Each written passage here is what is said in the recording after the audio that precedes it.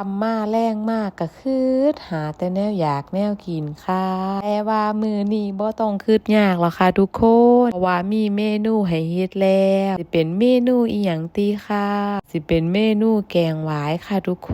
นมื้อนี้หวายก็ตัดสดๆปอกสดๆเลยมื้อนี้บ่ต้องไปหาซื้อกินยากราคาหวายแต่เอามาปลูกไว้ข้างบ่อยามใดก็ไปตัดมาแกงได้เลยค่ะกี่เขาเจ้าขายก็ว่าแพง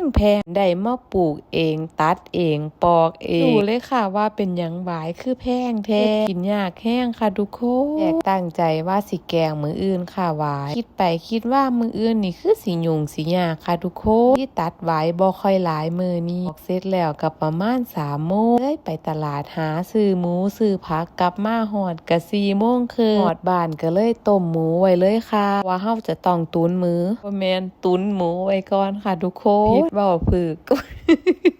เวลาพากย์เสียงก็ทั้งอยากหัวเจ้าของค่ะทุกคนยังบ่ออกก็เว้าไปตามรูปตามภาพแน่ว่าเฮาก็ใส่หวายต้มหมูปรุงไว้เรียบร้อยแล้วก็ไปหั่นพุงหั่นผักไว้ก่อนค่ะทุกคนหั่นพุงหั่นผักเสร็จเรียบร้อยแล้วเฮาก็มาใส่โครงใส่ข้าวไปกินกับแกงหวายแซ่บๆค่ะนี่แกงหวายเฮาก็น่าสิเรียบร้อยละค่ะทุกคนเฮาก็เอาผักมาลงใส่เลยค่ะทุกคนนี่ก็เรียบร้อยแล้วค่ะแกงหวายเป็นจังได๋หน้าตาเป็นตาแซ่บบ่ค่ะ